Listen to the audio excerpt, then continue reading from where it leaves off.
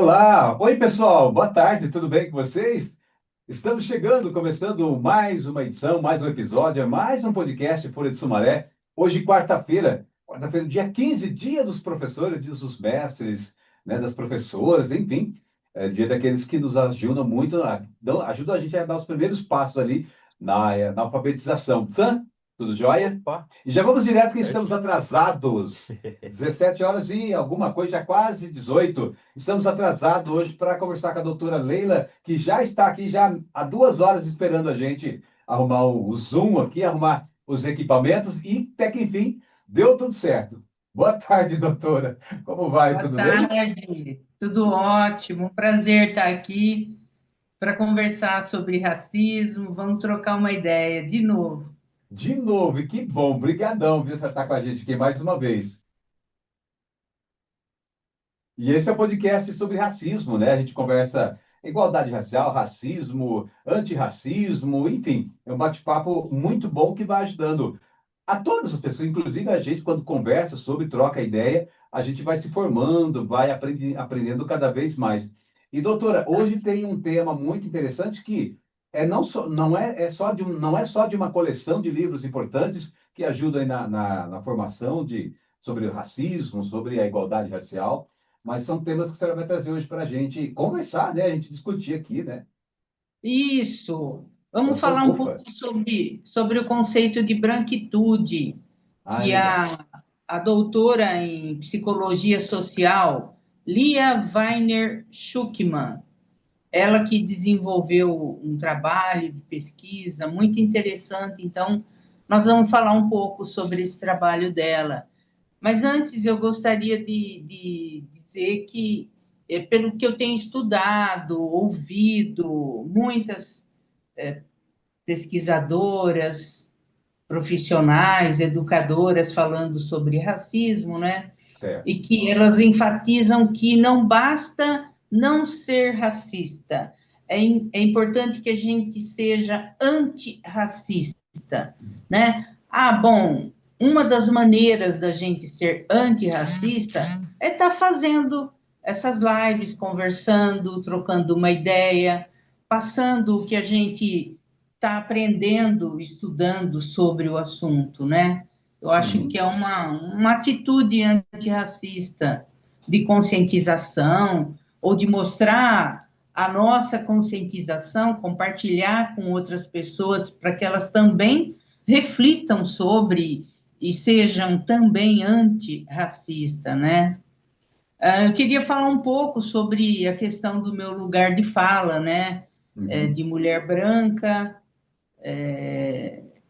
que mora no interior de São Paulo, sempre morei aqui, e tenho a formação em psicologia. Eu fiz a minha graduação e já no quarto ano eu recebi, então, a licenciatura, a graduação de licenciatura. Depois eu fiz o quinto ano, que é a formação de psicóloga.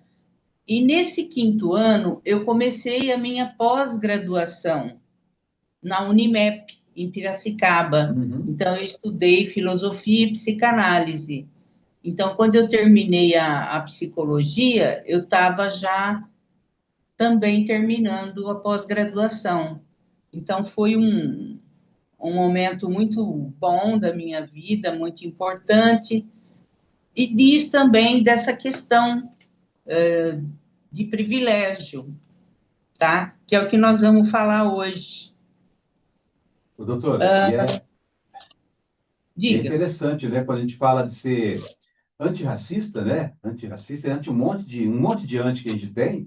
Às vezes as pessoas não entendem que é ser um anti, por exemplo, já que nós não estamos falando de combate ao racismo, né? Ser antirracista é a gente não compactuar com nada que seja que prejudique, no caso, a pessoa negra, né? Pela cor da sua pele. É aquela brincadeirinha que a gente não pode aceitar. Qualquer tipo de brincadeira, qualquer tipo de chamamento, qualquer palavra, né? Que vai machucar, que vai ofender, isso é ser antirracista. Então, eu não posso aceitar que meu amigo ou meu familiar, porque é meu amigo, porque é meu familiar, faça piadinhas racistas e eu simplesmente dou risada e não vou falar nada porque eu não quero chatear, porque eu não quero magoar. Isso é ser antirracista, né? Isso, não deixar ser humilhado, porque mesmo que seja em tom de brincadeira, não tem graça, você está Sim. humilhando o outro. É um costume que precisa acabar, né? E é E muito falando sobre. Hã? dentro das famílias mesmo tem isso, né? É, uma piadinha dentro da família negra mesmo tem isso. Um fazendo termos pejorativos sobre o outro, né? E dando condições e dando voz para aqueles que já são racistas continuar, prolongar essa brincadeira. Ou seja, quando eu aceito na minha casa, por exemplo, um exemplo, um dia, no comecinho da pandemia, eu deixei meu cabelo black, bem grandão, né? Como estava até Hum, ontem, até agora há pouco. Até agora há pouco. E aí eu cheguei na casa da minha mãe e eu deixei ele bem grande mesmo, né? Na pandemia, não estava trabalhando fora. Eu cheguei na casa da minha mãe falou assim, daí, que cabelo feio, vai cortar isso? Então, aham, a minha própria mãe, aí eu expliquei para ela a importância do cabelo grande, né? Que meu cabelo estava grande, a importância disso, e é exatamente para conscientizar e para falar sobre o racismo. Ali, naquele momento, ela entendeu a necessidade de ter conversado com ela, né? E quando a gente vai para a rua, a brincadeira é a mesma. Ah, vamos entrar, vamos achar um controle remoto aí dentro, vamos achar um pente, e aí essas brincadeiras vão, né? Ah, pele de subaco fedorento, enfim, e aí esses termos vão se perpetuando e a gente não tem a coragem de reprimir e falar, olha, eu não aceito isso, isso está me machucando, está magoando, ou dentro das famílias brancas, alguém ter essa percepção e falar isso, né? Olha, esse termo não se usa com ninguém, né? Seja por causa da cor, por causa da opção sexual, enfim, condição social, e aí aham. vai, né? E aí sim está nascendo, aí sim é o antirracismo, né? Isso, é preciso que os brancos se coloquem e também não permitam esse tipo de brincadeira, e os negros também, não admitam, né? Perfeito. Bom, vamos lá. Eu só queria lembrar uma coisa que eu estava estudando hoje. Eu fiz as contas. Faz 137 anos que aconteceu a abolição. E aí eu Uhum. fiz as contas e pensei, nossa, quando eu nasci, só fazia 78 anos, Muito né, recente. que tinha ocorrido a abolição. Então, é muito recente, gente, é muito Sim. recente. Então, os traços disso ainda está contaminando a sociedade. Bem, vamos entrar então na noção de branquitude que a Lia Weiner ensina para gente. Além desse livro, Branquitude, Diálogos sobre Racismo e Antirracismo, ela também escreveu o livro Entre o Encardido, o Branco e o Branquíssimo. Uhum. E outro livro, Famílias Interraciais, Tensões entre a Cor e o Amor. Bem, hoje nós vamos focar no branquitude. É importante, ela coloca que esse conceito surgiu nos Estados Unidos na década de 90, quando estava iniciando uma luta antirracista, que lá sempre teve movimentos, né? Essa noção, esse conceito surgiu nos Estados Unidos. Aí ela explica que branquitude não é o mesmo que pessoa branca. A brancura da pele não é nada se não fosse o racismo, não teria significado, Nossa, bem? profundo. Então, o que é? A cor da pele só tem significado quando a gente pensa numa estrutura de poder, em que brancos têm em suas mãos o controle das decisões políticas, econômicas, um lugar de vantagem estrutural. Sim, Isso é branquitude, esse poder. E quem está nos lugares de poder? Os brancos, né? A gente sim. para pensar. você vê a maioria do Congresso Nacional branca, sempre quem está assumindo o poder nas grandes empresas, o diretor, o presidente, é sempre comandado Sim, pelas pessoas brancas. exatamente. Então, é isso que ela chama de branquitude, essa posição de poder na sociedade, que nem toda pessoa branca tem essas condições ou tem esse poder. Mas quem está no poder sempre é São branco, pessoas brancas. não é? Sim, É sim. notável isso, né? Aí, bem, eu comecei falando dos 137 anos da abolição, por quê? Tem tudo a ver, o que a gente está vivendo agora é ainda reflexo de 400 anos de escravidão, dessa relação do negro prestando serviço, trabalhando, e o branco sendo dono e só mandando. Exato. Mas aí ela lembra da questão da Europa, que é os que se colocam como a representação suprema do humano, né, o Sim. branco europeu, ele se coloca no centro de tudo, né, e ignora todo o conhecimento das outras civilizações. Os brancos europeus não consideram que a China, a Índia, a África, os árabes, os indígenas, os habitantes de toda a América, né, eles não consideram que eles sejam brancos, né? Mas acontece que, numa das lives que a professora Lia comenta, a Europa significa só 20%, os brancos significam 20% da 20%. população mundial, Sim. certo? Você já tinha parado para pensar no número de brancos que existem no mundo? Jamais, jamais. Pelo contrário, Aham. né? Dá-se a impressão que é o contrário, né? Então, pelo poder que eles têm, que os europeus têm, né? Porque assim, Exatamente. você não pense que eles, tipo, me achariam branca. Não, é só quem está lá na Europa. Eu, aqui, sou reconhecida como branca, mas eles me entendem, me leem, me enxergam como latino-americana, O que é muito forte né? até dentro dos Estados Unidos, né? Isso, isso. Europa e Estados Unidos, verdade, bem lembrado. Os brancos lá são todos assim. Para eles, nós não somos brancos. Aí aquela depressão, né, doutora? Aquela frustração, né? No Brasil eu Olha, domino, no Brasil eu estou no topo. Quando eu chego na Europa, Estados Unidos, oh meu Deus, eu não sou branco. pessoalmente, né, para mim, não Sim, faz a sim. menor diferença, tá? Mas Mas para. Pode falar. para muita gente faz, né? Sim, sim. Então, enfim, vamos avançar um pouquinho mais.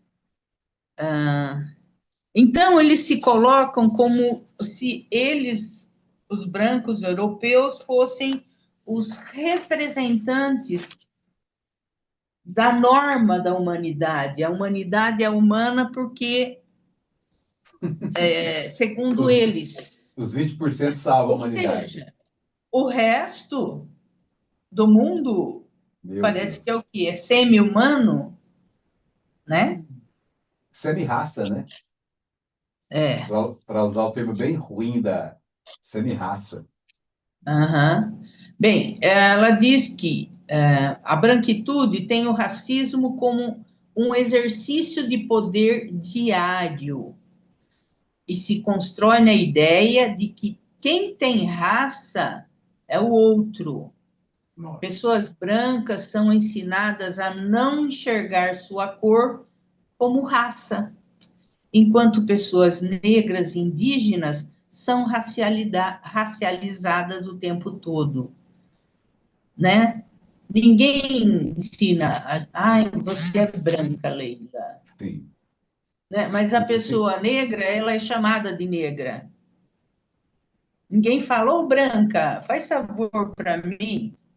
Não sei, já te aconteceu de chamar pela cor? E no meu caso, É. imagina. Poxa, tá falhando aqui, né, Sam? Teve uma situação que aconteceu, eu trabalhava aqui na Câmara de Vereadores, e um amigo que eu falo assim, né? A gente tinha amizade há muito tempo, né? Ele falou para mim, ele tinha muita liberdade comigo, né? Até por ser amigo, ele falou, daí, mas que mimimi, né? Ah, não pode chamar de negão, no moreninho. Como é que eu te chamo? Eu falei assim, você me chama por Odair. Esse é meu nome. Eu falei para ele, você já, Aham, alguém já chegou em você e falou assim, ô Brancão. As pessoas não falaram Fragate, ao invés de falar ô aham, Brancão. E a gente conversava muito sobre isso, porque nessa dúvida que ele tinha, ele acabava me perguntando para aprender mesmo, né? Ele tinha essa vontade também de se desprender desse preconceito, que era inconsciente, ele cresceu com isso, né? E aí eu falei assim, alguém já te chamou de Brancão? Ou falou alguma coisa referente à sua cor? Não, né? Então, você pode me chamar pelo nome, eu sou jornalista, pode me chamar o jornalista ou o aham. assessor, mas não precisa destacar a minha cor, já que nós somos seres humanos, né? Isso, e Eu cresci com isso, né? essa atitude que você tem é que outras pessoas devem copiar. Que é o Não antirracismo, né? aceita. Não é brigar nem nada, é Isso. conversar igual você fez, conversar numa boa, dar o exemplo, vou te chamar de Brancão, o que você acha? Ou Branquinho, sei lá eu, né? É É isso, isso. fazendo isso, a gente também está educando, conscientizando o outro, Perfeito. né? Perfeito. Muito bem, aí a pessoa branca incorpora a branquitude exatamente pelo lugar de vantagem. Bem, a brancura é a cor da pele, já a branquitude é o significado dado à cor da pele, né? Que significado é esse? É o significado de lugar de poder, como a cor branca sendo a única civilizada, né? Aí quem não é da cor branca fica animalizado, desumanizado. Esse é o problema. Isso é branquitude. É quando isso é colocado, né? Então, nem toda pessoa, por ter a pele branca, age assim. Sim. Mas tem uma coisa no funcionamento da estrutura da sociedade brasileira, isso é evidente, né? E aí É, entra uhum. a questão da superioridade moral, intelectual, Perfeito. estética, né? E aí toda a referência de, o que que é melhor, mais bonito, o que é mais inteligente, o que tem um comportamento moral mais correto. Tudo isso que está por trás dessa ideia de superioridade branca, É verdade. sempre à custa de rebaixamento do não branco. Ô, doutora, as pessoas, elas perguntando do lugar da senhora, né? Pessoa branca, elas têm noção, elas têm noção disso? Ou como já nascem num ambiente que não tem questionamentos, né? Elas chegam em algum momento a ter noção dessa brancura, dessa branquitude, principalmente branquitude, né? Não tem, É é uma coisa natural, que né? tá automático, igual o racismo atinge, penetra todas as pessoas, tanto branca como negras. Essa coisa do branco, da branquitude, acontece, né, no funcionamento da sociedade. Daí a importância de estar fazendo o que a gente está fazendo aqui, conversando sobre, explicando esse funcionamento, que é uma coisa desigual, desonesta, injusta, né? É uma injustiça Um na tremenda relação, maldade, na verdade. na relação entre as pessoas, né? E a ideia é que isso vai se modificando conforme vai tendo consciência. Daí entra a questão do estudo, né? Que faz toda a diferença. Se interessar por essa questão do racismo, lê alguma coisa, ouve, procura no YouTube alguém comentando o que é, se interesse, né, para ver como é que você está atuando em relação a isso. Se informa, eu acho que esse é o caminho, tá, Odair? Aí, voltando à professora, doutora Lia Werner, ela, para escrever esse livro Branquitude, ela fez uma pesquisa só com pessoas brancas, perguntando: o que é ser branco para você? E aí, foi até a tese, e daí ela fez o livro. Então, chegava para a pessoa branca de todos os níveis sociais, desde um dirigente de uma grande empresa até morador de rua. Então, ela pegou todos os níveis e sempre com a mesma pergunta. E o que, que tinha de igual nas respostas de todos? A noção de superioridade. E o que chamou atenção, e eu trouxe para conversar com você, é assim: ela entrevistou um mendigo na rua, mendigo branco.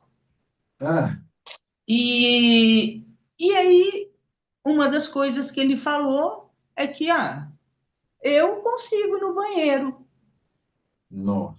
no shopping, e uso o banheiro do shopping. Eles não, os amigos negros. Uhum. Que eram Entende que negros. a vantagem até para o mendigo ser branco, ele era aceito entrar no shopping e usar o banheiro. É chocante. Então, por isso que eu trouxe esse exemplo da pesquisa dela, né? Teve alguns anos, não vou lembrar quanto tempo, doutora. Não sei se Hum, você chegou a ver esse caso na televisão. Um mendigo também, né? Uma pessoa em condição de rua, né? Morador de rua. Uma moça encontrou ele pela rua lá, Santa Catarina, Paraná, algum desses estados aí, né?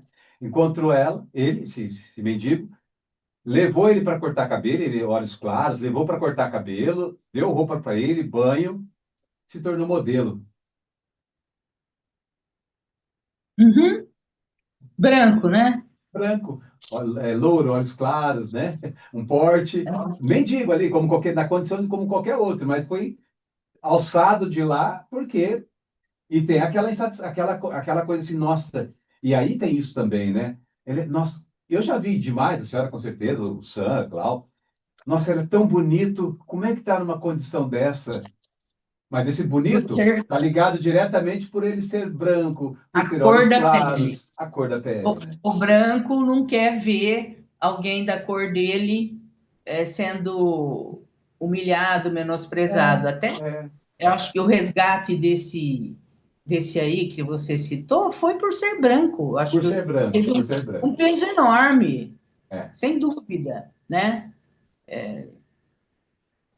Bom, vamos em frente. Aí, a Lia Werner fala do racismo estrutural. Então, tem a ver como a nossa sociedade se estrutura. E ela deu um exemplo que eu achei bem interessante. Ela deu um exemplo do carnaval na Bahia. Hum. Ela pegou uma foto tirada de cima do bloco passando. Então, você vê aquela multidão totalmente cheio de gente, mas dá para você distinguir a cor. Os brancos passando no meio e pessoas negras em volta, tanto de um lado como do outro. O que é isso? Estão lá no carnaval tudo junto? Mas só que para entrar no bloco onde só tinha Hum. branco, tinha que pagar, comprar o abadá, né? É Uhum. uma roupa, uma camiseta específica. E geralmente isso é caro, então só tinha branco. Então, eu acho que isso, Classe como social, né? exemplo, racismo estrutural, ficou bem Aham, interessante, né? é. Como é que ele se estrutura na sociedade? Então, não tem apartheid no Brasil. Meu Deus. Se isso não Não. for apartheid, é o quê, né? Só não tem o nome, né? Ninguém É, quer ver, né? só não usa o nome.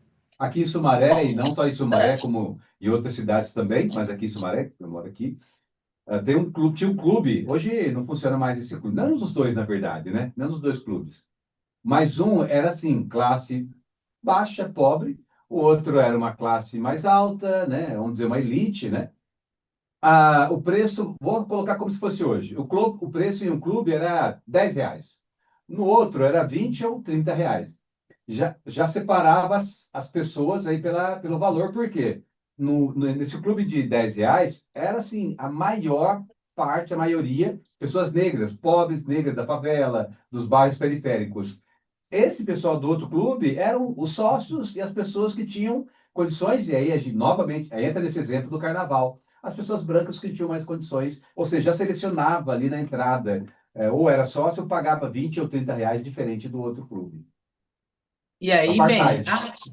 isso, que é o racismo estrutural, que vem dos 400 anos de escravidão no Brasil. A gente saiu disso faz só 130 e poucos anos, tá? A coisa Recente, né? ainda funciona daquele jeito. Então, essa é a estrutura da sociedade, marcada pelo tempo da escravidão, né? Aí vem o racismo institucional. Aí tem a ver com empresa, órgão público, instituições que não promove a igualdade racial. Então, como assim? Ela deu o exemplo de uma faculdade de medicina que só tinha alunos brancos.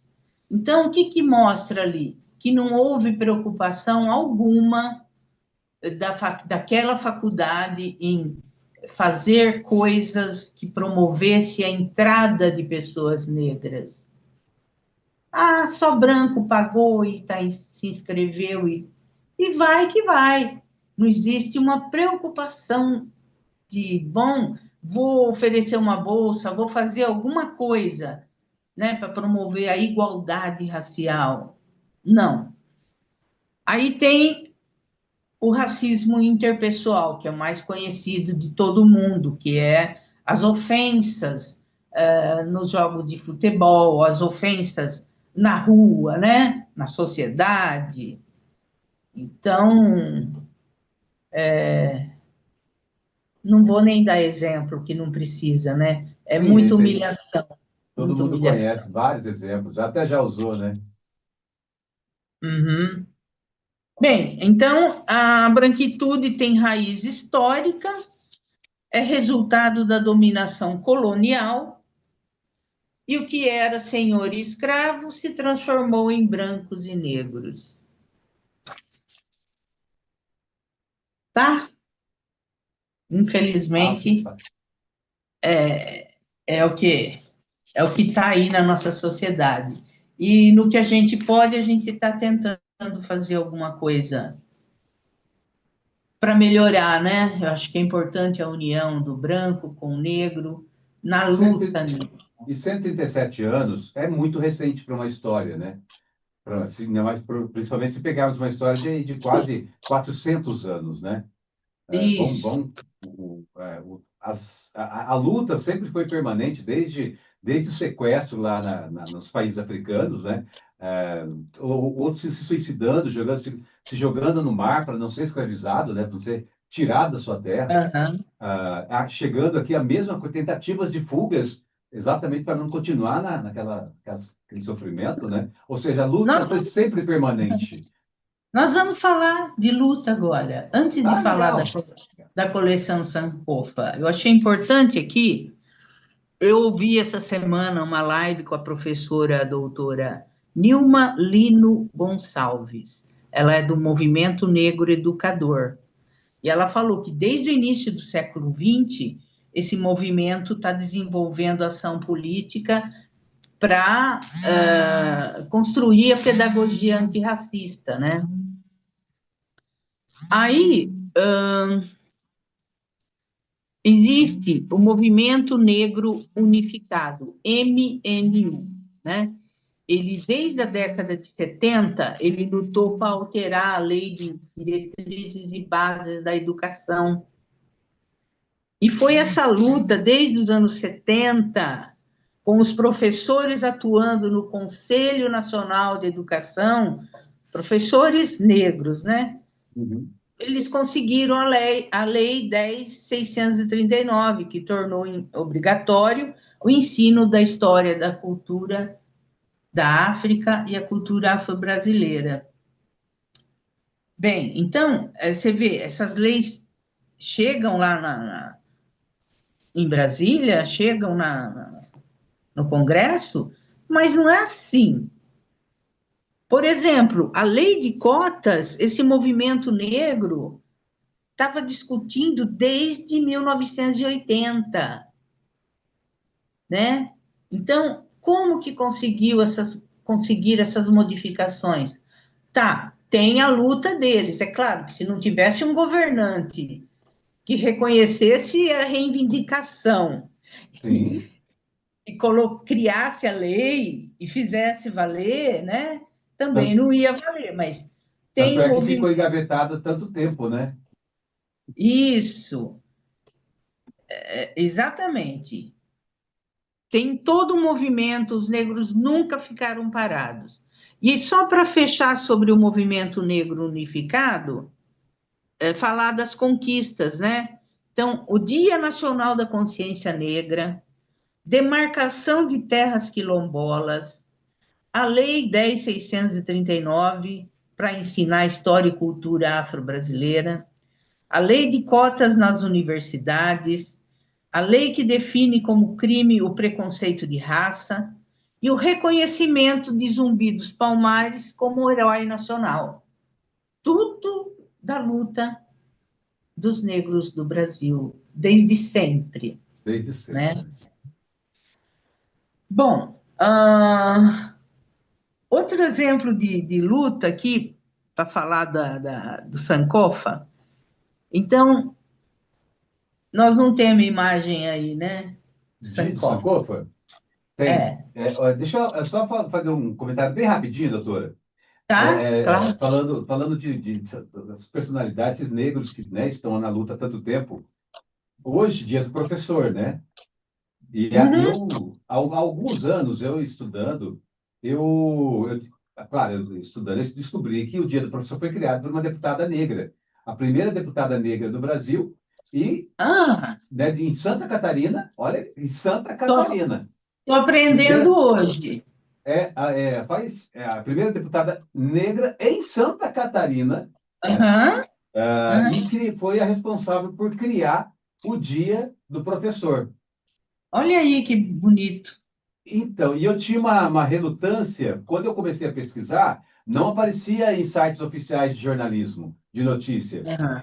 Eu encontrei essa notícia, e aí, como aquela coisa que eu ainda tenho de não acreditar que o negro, a negra, tem essa capacidade, e são intelectuais, são estudiosos, né? São pensadores, bom, será que foi? Aí eu pesquisava em sites oficiais, não aparecia.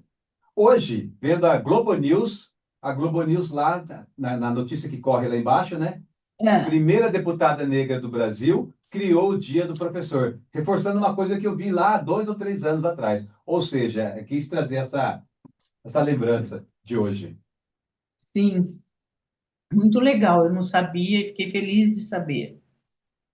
Bom, a Sankofa, ou Sankofa, é, é de um provérbio de Akan, de Gana, que tem o símbolo de um pássaro que olha para trás. Ah, que bonitinho! Bonito, né?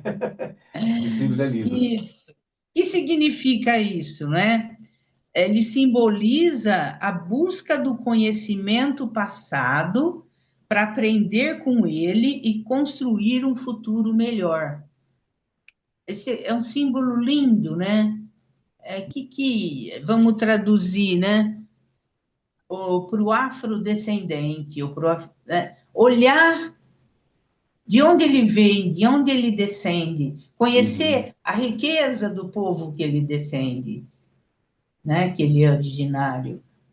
Para quê? Para ter um presente promissor e um futuro melhor ainda, no sentido de se valorizar, sabe? Você não veio de Sim. escravo, não. Você veio de um povo que tinha muito conhecimento, muita riqueza em todos os sentidos. Era riqueza econômica, intelectual, saberes, muita coisa.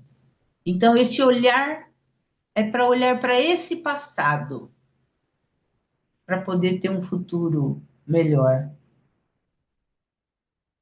Eu Bem, acho fantástico esse símbolo.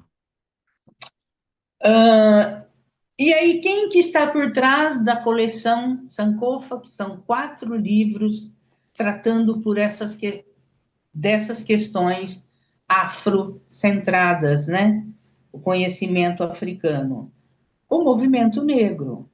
E aí eu descobri que em 1937 tinha a Frente Brasileira Negra, tá? E já estavam organizados. O que que aconteceu? Logo em seguida, o governo da época era um governo autoritário e desmanchou, acabou com a associação, com o movimento, tá? Uhum. Mas, enfim, o movimento foi retomado depois, na década de 70, que aí eles conseguiram começar a atuar na educação, buscar, né, o Dia da Consciência Negra, a demarcação de terras, enfim. Foi retomado depois da ditadura, na verdade. Até durante a ditadura, né? Porque na Isso. década de 70 ainda tinha, mas eles conseguiram, continuaram se unindo e tentando e lutando, né? E nessa época, então, eles se juntaram para criar essa coleção, né? Para resgatar a história e as tradições africanas e afro-brasileiras, né? Para quê? Para fortalecer a identidade e orgulho dos africanos e afrodescendentes. Então, eu super recomendo quem tiver interesse, quiser conhecer um pouco mais do que a gente estuda e que, basicamente, todo mundo que quer estudar racismo tem que ler essa coleção de 4 livros. É Verdade. maravilhoso, né? Você quer fazer algum comentário?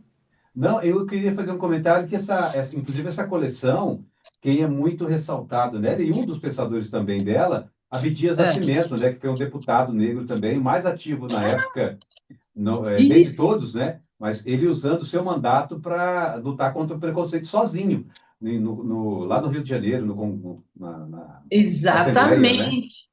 Uhum. E eu estou com ele aqui, que eu quero comentar sobre alguns autores, né? Aham. Porque teve muita pessoa, muito cientista, professor, pesquisador brasileiro envolvido na criação desses 4 volumes da Sim. coleção, né? E aí o Abdias Nascimento e a mulher dele, foi casado com uma mulher branca, que até Uhum. hoje a mulher dele é ativista, sempre foi ativista e ainda é do movimento negro, né? E tem o centro de memória, né? Centro Abdias Ah, Nascimento. que eles criaram, ele e a Elisa, a mulher dele, criaram a IP-Afro, Instituto de Pesquisas e Estudos Afro-Brasileiros. Então, só contar um pouquinho da história dele. O Abdias Nascimento era um artista plástico, um ator, e aí ele foi deputado federal, foi senador. Isso tudo depois dele, em 1981, depois de chegar exilado da ditadura, ele funda esse IP-Afro. Então, é uma pessoa que lutou muito, sofreu muito, Sim. né? Teve que viver fora do Brasil, mas teve muitas conquistas para o povo negro. Então, achei importante citar. Tem a Lélia Gonzalez, Lélia. professora, filósofa, antropóloga. Também tem uma história incrível que a gente pode um dia pegar a live Perfeito. para falar dela. Perfeito. É muito, muito interessante. E a Sueli Carneiro, essa atua até hoje, é Até hoje, né? filósofa, escritora também. Dá para pegar um episódio de podcast e falar sobre essas duas Ótimo. mulheres fantásticas, sabe? Incríveis. E a Sueli Carneiro é viva e a Elisa Larquim Nascimento também estão atuantes. O Abdias e a Lélia Gonçalves já deixaram essa terra. É. Bom, sobre um pouquinho de cada volume da coleção Sankofa. A primeiro, volume 1, chama A Matriz Africana no Mundo. Coloca no centro de tudo a cultura, a história e as experiências africanas e dos afrodescendentes, né? Então, isso desde a antiguidade da África, a influência que ela tem em todo o planeta Terra. Trata sobre a história dos quilombos, porque os quilombos, a data mais antiga que eu encontrei foi 1535. Então, desde que começou a escravatura no Brasil, começaram os quilombos, Sim. né? E eu achei interessante que em 1595, já nesse primeiro século, já formou o Quilombo do Palmares, que foi o quilombo que durou 100 anos, e onde o Zumbi do Palmares viveu, comandou lá nos últimos 20 anos do Quilombo dos Palmares. Então, você vê que não é pouca resistência. Não. E como nós conversamos no outro podcast, tem mais de 7.000 quilombos espalhados no Brasil inteiro, esperando a demarcação de terras. Então, isso tudo é prova da resistência, da não conformidade com a violência que o escravizado sofria. Nunca foi Exato. aceito passivamente. É Nunca. uma farsa falar isso. Não, não, os negros eram bonzinhos. Imagina! Não suportava, não, né? Então, uma demonstração é toda essa resistência dos quilombos espalhados no Brasil inteiro, né? O que a gente Temos... vê quando fala muito, é muito calmo, é muito tranquilo, na verdade, é os exemplos que a gente que vão mostrando, né? A violência da polícia, essa abordagem absurda, desrespeitosa, desumana, que acaba fazendo com que muitos tenham medo de reagir. Se acaba tendo alguns que se recolhem, aceita a condição de que sim, eu sofro racismo, mas deixa eu ficar aqui, pelo menos eu não me machuco, eu não morro, não prejudico família. Mas tem aqueles que aí continuam inconformados e vão para a luta, vão para se estudar, vão se preparar, né? Isso, a luta agora é estudar, É isso. tá? Se colocar bem na sociedade. E também se engajar, né, na Sim, questão do antirracismo. antirracismo. Eu acho muito importante. É se defender, sabe? É não se esconder, negar a sua descendência. Isso não vai Perfeito. ajudar. Se reconhecer afrodescendente é um passo importante para Sim, ajudar a combater o racismo, não é? perfeito. Bom, para finalizar e falando então, o volume 2 se chama Cultura em Movimento, que fala justamente do ativismo negro no Brasil. Tudo que a gente comentou agora das lutas, né, tendo a educação como tema fundamental. Volume 3, Guerreiras de Natureza.